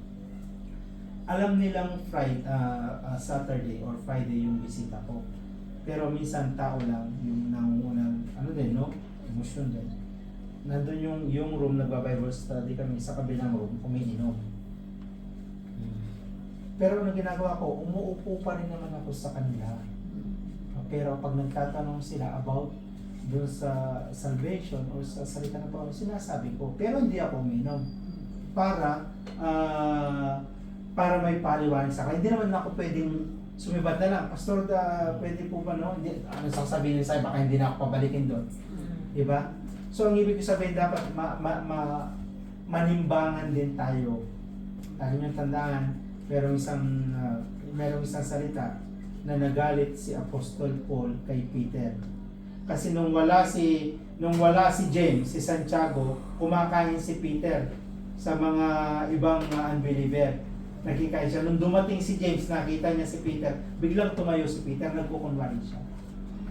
No? So merong mga bagay na kunwari, may nalulunod. Paano masasagip yung malulunod? Dapat tumalon ka rin doon para sagipin mo siya. So ang point ko, merong mga bagay na kailangan din natin na tandaan natin, yung mga unbeliever, anak din ng Panginoon. Lahat tayo. So depende na lang sa tao, may free will siya kung maniwala siya sa Panginoon. Lahat tayo nilikhang may ilong. Lahat, pare-pareho. Pero nga ang believer, ginagawang believer, di ba? So ang point ko lang dito sa message na to, una sa division, dapat huwag tayong tumigil. Kung ano ang naimpisa natin, yan rin ang puso ng Panginoon. Kung nag-devote ang devotion mo sa Panginoon, is pasalamatan mo siya kada oras. Sabi mo na pag lumalabas ka bago umihi. Bago ka umihi. Pero alam mo, sasabihin ako ng Father, put niyo mo yan. Magpasalamat tayo kung tayo nakakaihi. Tama. Nadumi. Kasi kung nautot, yes. Di ba isang sakit-sakit hindi ka mautot? Nakakatawa pero totoo. Subukan yung hindi umihi ng 2 araw. Magiging normal ka kaya. Sakit ng tiyan mo no. Kasi pag ihi naman nag-ihi, may diabetes na siguro. Kasi uminom ako Lagi-lagi ko Thank you, Jesus. Yes, ganito lang. Subukan mong hindi ngumiti maghapon. Parang ano ka na. Oo, pwede parang ano ka na. So I mean, kung anong galaw natin, even yung kurap natin, problema. Ganyan mo ba yung mata mo? Di ba? Simpleng bagay pero kailangan pasalamatan natin kung anong nangyayari. Tama? Ito. Panawan sa mga buhay. Napakarami dapat pasalamatan. So mga kapatid, ang mensahe ngayong gabi sa akin, sa ating lahat, pangalagaan natin yung devotion natin sa Panginoon. Devotion at saka yung prayer life natin sa Kanya. Iba yung devotion, iba yung prayer life. Devotion. Yung gusto mong gawin sa Kanya, sa Panginoon, yung panata. Salamat. Kung yung iba may panata, hindi na niniwala, di lang pagtuano, may panata, tayo pa kaya. Devotion sa paglilinis ng church, sa church. Devotion sa coordinator. Wala devotion ko doon kahit Yung pagko-coordinator, it's part of the devotion. at least Pagsiset up. Devotion mo yun sa ibig sabihin ng devotion, sabi nga, Part of commitment Oo, mo, commitment. steadfast mo. Kahit ano kung maano ko, wala ko kasama, ako lang mag-isa. Sa Panginoon. Magbasa ko ha, punta doon, Kasi maaga ako doon. nakakommit ka eh. Nakakommit ka nun eh. Alam mo, Kailangan Mag-taxi ako, magbasa ko, kahit maano akong pera, bahala na. Basta, Alam mo yung kailangan mo pa Gusto mo ng mag ano ba, mag-ano ka ng metro, likod ka lang ng ano, ng MOA. Naglakad ako Kasi 20 minutes naka-devotion lang ka. ako gana sa Alam mo, Pinangako. Hinay lang Huwag ka ako. lang umasa sa Carly. Grabe, kasi hindi ako nakasabay, pastor. Nagpupala ka. Ako yung sana ano madaling makarating doon. Nung linggo, sabi ko, saan ako makakarating na mas madali at hindi ako malilate. Ay, ginalaw sa thank you Lord. Dito lang pala, napakalapit. kahit buyat Paglabas mo, ay, kung nakakommit ka kay Lord ka na, ano. Ako naman yung na-devotion ko sa Panginoon. Kasi gusto ko masundan agad si Aaron noon, 4 years old siya. Talaga nag-pray ako sa Panginoon. Lord, sabi ko, bigyan mo pa ako ng isang angel sa sinapupunan ko. Magpapatuloy ako sa iyo, Panginoon. Hindi ako mawawala sa iyo, Panginoon. Eh, nagkaroon ako ng yung busy ba sa anak ko dahil dalawa na sila. Hindi na ako maganda umaga. Talaga hindi na ako nakati ng Bible study. Hindi na ako nakapagsimba. Talagang halos hindi na ako nakapag-pray. Yun, sinubok ko ng Panginoon. Pinaalalahanan niya akong nagkasakit sa Adrian talaga. Lagi nagkakasakit. Last na nagkasakit siya, nagkulay talong siya, nagtilirik ang mata niya, nakalabas ang pila. Nabumaluktot siya na sa isang iglap na mawawala naman ako. Ganun, patawarin mo ako, Panginoon. Patawarin mo ako sa lahat ng pagkukulat ko, pagkakasala ko, sabi ko talaga. Yun talaga. Kaya mahirap talagang pag kailangan gawin mo talaga. Amen. So bago natin tanggapin ito, no, alam nyo, sabihin ko lang as a testimony and devotion ko kung paano ako nag-start ng devotion. 2010, lumapag ang aeroplano birthday ko sa Dubai, 2010. From 2010 until 2013, 3 years ako nag-devotion, in which masasabi ko ngayon kasi from Jebel Ali nagbabasa ko, and then from Trade Center nilalakad ko yung papunta sa Satwa, sa likod. 3 years yun, every Friday. Pumupunta ako kay Pastor Charlie, alam mo yan, Pastor Andy, di pa pastor na si Ate Lynn. Yun yung palang devotion ko in 3 years. Every Thursday night. No? Walang ano yun, diretso hanggang 3 years. Kasi 2013 na ako lumabas sa Jebel Ali. So yun yung parte ng devotion ng Panginoon talaga na ginawa ko. Pero alam nyo, 2014, doon ako nakapasok sa pinapasokan ko ngayon. Diyan ako nag-elevate. See? It's part of my devotion, yung process na yun from 2010 to 13. Nasasabi ko lang to, Dedication. ngayon ko lang sinasabi kasi ngayon lang pinaisip. Ano? Yung 3 years na yun yung devotion ko, yun ang nagpapatatag sa akin na may dala ko actually yung pamilya ko, even plan ng Panginoon. No? So napakalaking tulong at yung pala talaga kailangan ng devotion. Isa yun sa malaking testimony. Sa 2010 hanggang 13, nakala ko pagsamba lang. But syempre lumalakad ako from Satwa. It is part na pala yung devotion ko. Kasi every Thursday, nandyan ako sa Bible study kina Pastor Charlie. Yes, after ng gabi natapos, kinabukasan, simba na naman. Ang King's Revival North, may simba ng umaga, di ba? May simba din ng hapon. Kasi nadadalawa ko pa yun. No? Hallelujah. And bukod pa yung Filipino service ng Wednesday. Di ba? Sa Holy Trinity. Oo, di ba? At sinasabi ko lang sa inyo as a testimony, tumutulong pa ako ng nagbubuhat ng speaker na magmula sa taas. Yung devotion. See? So I do believe lahat ng ginagawa nyo lahat may kaakibat na pagpapala sa Panginoon. Amen? Sister Alf, still with you. Hallelujah. Lord. Jesus.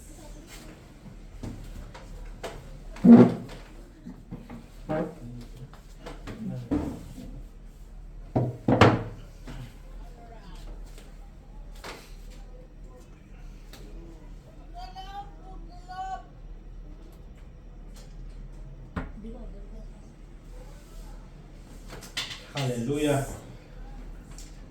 Lagi nyo tandaan mga kapatid, ang pagtanggap natin ng bread and wine na to ay simbolo ng bugbog na katawan ng Panginoon Jesus. Yung bread at yung wine ay ang banal na dugo ng Panginoon Jesus.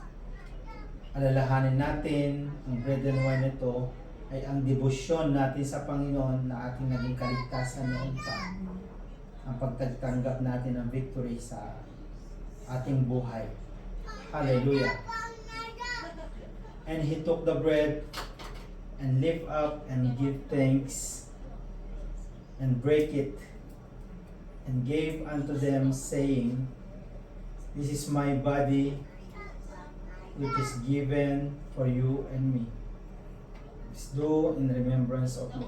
Maraming salamat, Panginoon, sa iyong katawan na bugbog sa krus ng Kalbaryo, lahat ng hampas, palo, Panginoon, at pagdusta sa iyo ay yung tinanggap sa iyong buong katawan upang kami ay magkaroon ng kagalingan, upang kami ay magkaroon ng kaliwanagan. Maraming salamat, Panginoon. Ikaw ang tunay na aming pagkain sa sanlibutan ito, ating tanggapin na may pasasalamat. In Jesus' name. Lord, maraming salamat sa iyong katawan na nagbago sa amin, na nagpatibay sa amin sa pananampalataya sa iyo. Maraming salamat, Panginoon.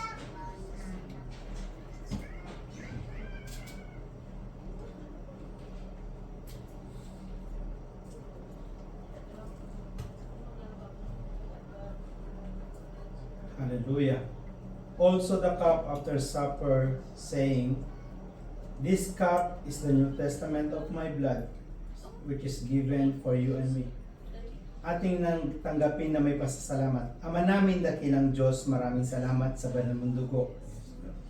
Amin dinideklara ngayon, Panginoon, ang katagumpayan sa lahat ng aming daladalahin, Panginoon. Sinabi mo sa iyong salita, Panginoon, sa Revelation 12:10-11, na iginupo mo na ang gawa ng diablo laban sa amin, na taga-sumbong araw at gabi. Sinabi mo rin sa iyong salita, Panginoon, sa Isaiah 53:4, Isaiah 53:5, dahil sa iyong mga latay, dahil sa iyong bugbog na katawan, kami ay pinagaling mo sa lahat ng aming mga sakit. Maging ganun din po, Panginoon, ang aming mga pamilya. Lord God, maraming salamat sa banal mong dugo. Yung sinabi, Panginoon, sa Ephesians 1:7, Revelation 1:5, Hebrews 10:10, Hebrews 10:12. Panginoon, ang banal mong dugo ang siyang nagselyo ng aming katagumpayan. Ang banal mong dugo ang siyang naglapit sa aming sama upang makapagpasalamat. Ang banal mong dugo ang siyang nag-aalala sa amin upang kami tanggapin mo bilang mga ating tanggapin na may pasasalamat. Maraming salamat, Panginoon Jesus, sa banal mong dugo. Hallelujah. I close the prayer, pero kung meron po kayong gustong ipag-pray, pagdasal natin lahat. No? Hallelujah. Kasi ang Panginoon, magdi-devotion tayo, no? No, kung ano talaga ang nasa inyo, no? Dahil sa ating mga salita, panalangin, no? Ang Panginoon sasagot at sasagot sa mga anak niya, no? Huwag tayong, sabi niya, huwag tayong mainip. Sumasagot ang Panginoon sa tamang oras at sa tamang panahon.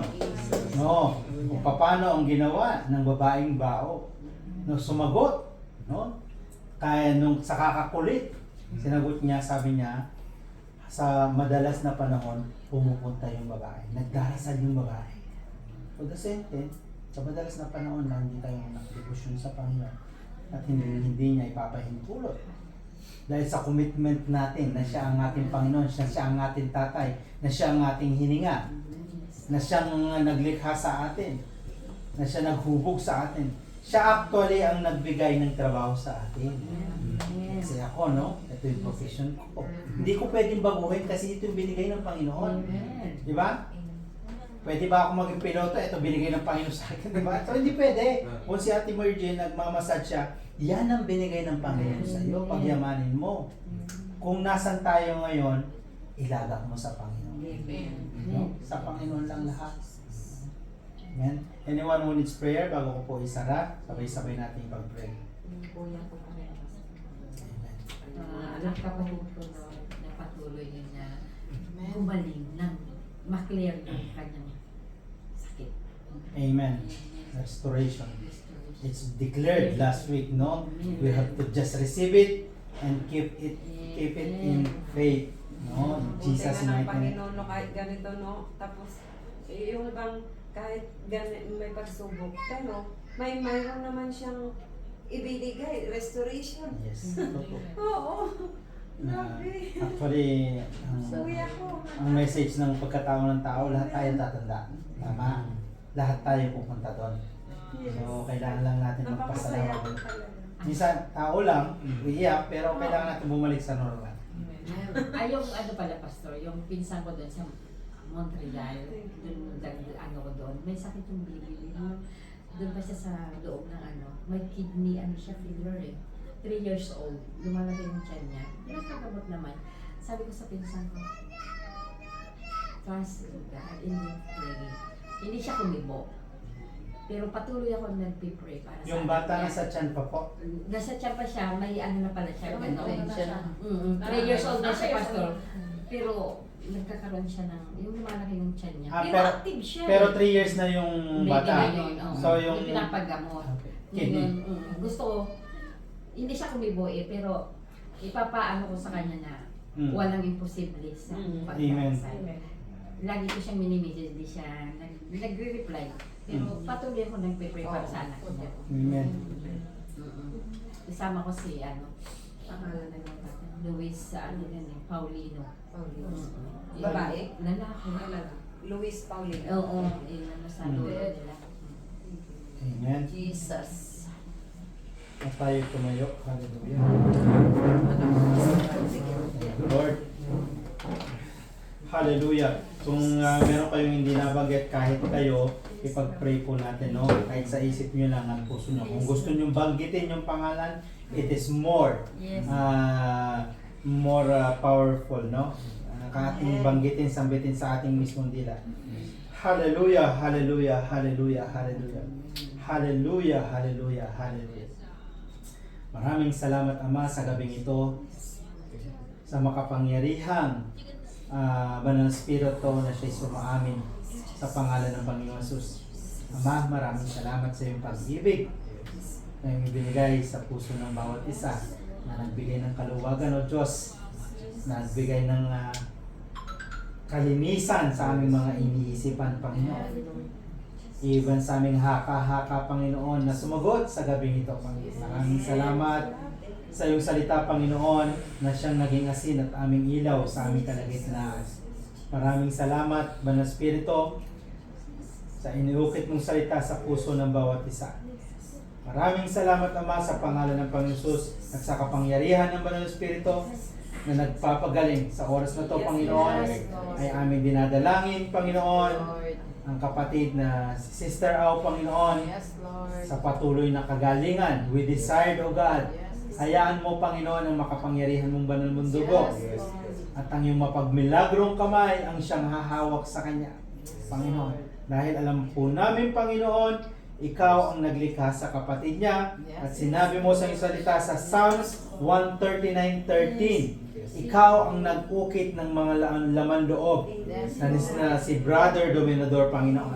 Sa oras na to, amin dineklara ang iyong kabutihan, ang iyong kaawaan, pag-ibig sa kanyang buhay. Milagro sa milagro sa milagro.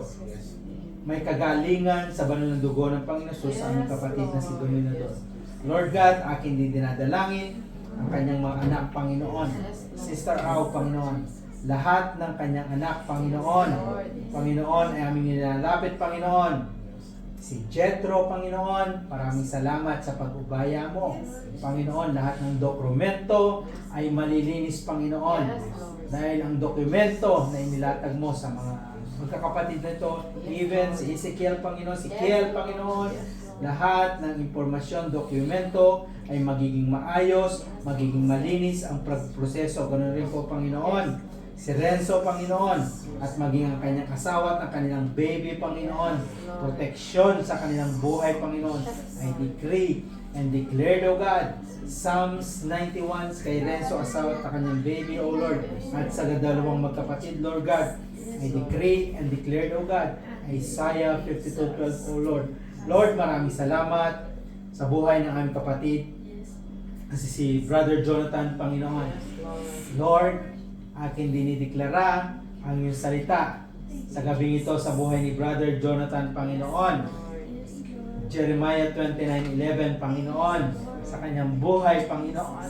Maraming salamat, Panginoon, sa bawat oras, sa bawat araw na debosyon niya sa iyong buhay, Panginoon. Lord God, I decree and declare sa pamilyang ito, maging ang kanyang asawa na parating, Joshua 24:15, O God, for me and my household will serve the Lord all the day of their life. Maraming salamat po, Panginoon. Pinakikita mo sa amin na ang kanilang buong pamilya ay magsisilbi sa iyo, Panginoon. Lord, maraming salamat sa iyong salita, Panginoon. Huwag mo silang ipahintulot sa tukso at amin nirebuke ang gawa ng kaaway at sineselyuhan ito, Panginoon, ng iyong salita sa Revelation 12:10-11 in Jesus' mighty name.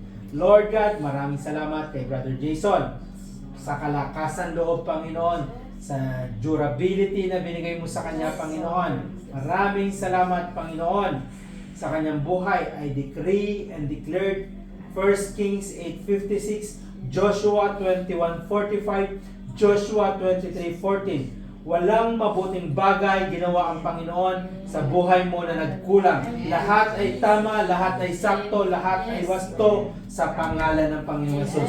Maraming salamat po, Panginoon, kay Sister Virgil, Panginoon, at sa kanyang pamangkin, Panginoon. Panginoon, I pray sa batang ito, Panginoon, nagagawa ka ng milagro sa milagro. May kagalingan sa banal na dugo ng Panginoon Jesus sa batang ito, Panginoon. May kagalingan sa banal na dugo sa batang ito, Panginoon. Lord, sinabi mo sa iyong salita sa Psalms 139:30, ikaw ang naghugis ng laman ng iyong loob, Panginoon. Lord God, I pray sa gabing ito, ng mga magulang ng batang ito ay makakakilala sa iyo, Panginoon. Ang mga magulang ng batang ito at ang batang ito ay magpupuri, iluluwalhati ang iyong pangalan, Panginoon, dahil sa milagrong mangyayari, Lord God. Maraming salamat po, Panginoon, sa buhay ng pamilyang ito.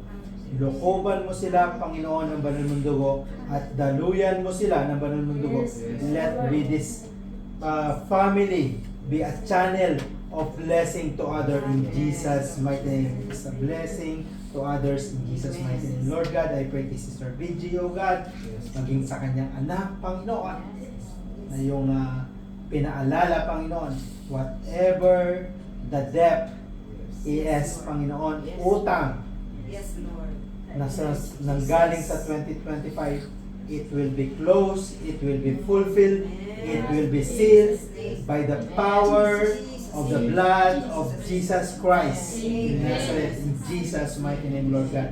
Lord, maraming salamat sa aking kapatid na si Sister Virgie, Panginoon, sa iyong pinakikita. Siya ay makakauwi sa Pilipinas at kanilang pagbubulay-bulayan ang iyong salita sa kanilang tahanan, O God. Sa pangalan ng Panginoon Jesus, sa pangalan ng Panginoon Jesus, Lord God. Lord, aking dinadalangin si Sister Roxanne, Panginoon, even ang kanyang dalang bata, Panginoon. Maraming salamat po, Panginoon. Panginoon, nakikita mo sa kanyang puso, Panginoon. Nakikita mo sa kanyang isipan, Panginoon. Even nakikita mo, Panginoon, ang kanyang pamilya, Panginoon. Lord God, I decree and declare, O God, sa kanyang buhay, ang Genesis 1:26-27, Panginoon. Genesis 12:1-3, Panginoon. Generational blessing, Panginoon, sa kanya. Maging sa buong pamilya niya, Lord God. Lord God, kayasin mong maigi ang kanyang dila, Panginoon. Patuloy mong i-anoint ang kanyang labi, Panginoon, upang may pamarita ang mabuting balita. Banal na Espiritu, anoint mo ang kanyang tenga upang marinig ang iyong mensahe sa gabing ito. Sa pangalan ng Panginoon Jesus, Banal na Espiritu, buksan mo ang kanyang mga mata upang makita ang iyong lalong mabuting mga gawa sa kanya. Sister Roxanne, the Lord tell me to tell you, meron sa mga kamag-anak mo ay gagaling sa kanilang mga sakit. Sa pangalan ng Panginoon Jesus. It's related sa dugo. It is related ang sakit sa dugo sa kamag-anak mo. Panginoon, ang isineselyuhan ito sa makapangyarihan mo banal mong dugo sa pangalan ng Panginoon Jesus, Lord God. In Jesus' mighty name. Panginoon, aming pinapasalamatan ang buhay ni Sister Farah, Panginoon. Lord God, nakikita mo siya, Panginoon, kung paanong namuhay, Panginoon, ang babaeng bao na nag-iisa, walang kasama, pero hindi nag-atubili, Panginoon, na magpasalamat sa iyo araw at gabi tanghali, Panginoon. Lord God, maraming salamat sa pagsagot mo sa lahat ng kanyang alalahanin, Panginoon. We decree and declared, O God, protection over her life, Panginoon. We speak the victory, we speak the peace sa kanyang trabaho, O God. Banal na Espiritu, ikaw ang magdesisyon sa lahat ng kanyang desisyon sa buhay. Panginoon, sa pangalan ng Panginoon Jesus, Lord God, whatever the bitterness from her heart, we rebuke in the mighty name of Jesus. Lord God, nakita mo ang kanyang mga iyak, O Lord God. All cries will turn into joy. All cries will turn into joy in Jesus' mighty name, Lord God. Maraming salamat po, Panginoon, sa aming kapatid na si Sister Farah, Panginoon. Panginoon, hayaan mo ang banal mong dugo na siyang sumiyasat, magmula sa talampakan, katawan hanggang ulo, Panginoon. Hayaan mo, Panginoon, ang banal mong dugo na idiniklara sa krus ng Kalbaryo ang siyang magsiyasat, umpisa sa kanyang gabi, sa kanyang buhay, sa pangalan ng Panginoon, Lord God. Lord God, maraming salamat sa bawat oras, sa bawat araw, sa bawat hininga na kanyang debosyon sa iyo, Panginoon, upang may taas ang iyong pangalan, Panginoon. Maraming salamat, Lord God. Lord God, maraming salamat sa buhay ng aking asawa, Sister Rose, even ako po, Panginoon, aking buong pamilya, si Aaron, si Adrian, si Edlin at si Esha, at buong pamilya namin, even ang relatives namin sa Pilipinas, lahat kami narito, Panginoon, buong pamilya at relatives, even, Panginoon, yung generation namin na darating. Hayaan mo, Panginoon, nirebuke namin, winawasak namin ang generational curse na ginawa ng Diablo sa pangalan ng Panginoon. Hayaan mo, Panginoon, ang banal mong dugo ang siyang pumutol sa kanikala na gumagapos sa aming henerasyon, maging sa amin ngayon, Panginoon. Spirit of addiction sa lahat ng bagay, winawasak ka namin sa pangalan ng Panginoon Jesus. In Jesus' mighty name, Lord God. Spirit of laziness sa aming katawan ay aming kang winawasak at pinapaalis sa pangalan ng Panginoon Jesus. Espiritu na nagpapagulo at nagdaragdag ng emosyonal upang mahinto ang aming pagsamba sa Panginoon Jesus, pinapalayas ka namin, wala kang karapatan sa amin. Maraming salamat po, Panginoon Jesus, sa gabi ito, sa iyong mapagpala, sa mapagbiyaya, nagpapagaling na yung salita, nagbibigay ng kaluwagan sa aming puso, Lord God. Maraming salamat po, Lord God. I decree and declare and I pray, and this is my declaration and prayer. Galatians 5:22-23, Panginoon, siyang aming paghahawakan, Panginoon Jesus. Lord God, I speak blessing sa buhay ng bawat isa. I speak joy sa buhay ng bawat isa. I speak peace sa buhay ng bawat isa. I speak restoration in every aspect of our lives sa buhay ng bawat isa. I speak revival in faith sa buhay ng bawat isa. Maraming salamat po, Panginoon, sa pagtugon mo sa aming mga hinaing sa gabi ito. Una, Panginoon, pinapasalamatan ka namin sa gabi ito, pinupuri ka namin sa gabi ito. Sa ilamang, Panginoon, ang papulit sa pagsang. The grace of our Lord, of Jesus Christ, and the love of God, and the communion of the Holy Spirit be with us all, upon us all, hanggang ikaw, Panginoon Jesus, ay dumating sa alapahan. Sa pangalan ng Panginoon Jesus, ang lahat ng Panginoon ay magsabi ng Amen. Jesus. Hallelujah. Thank you, Lord. Tayo.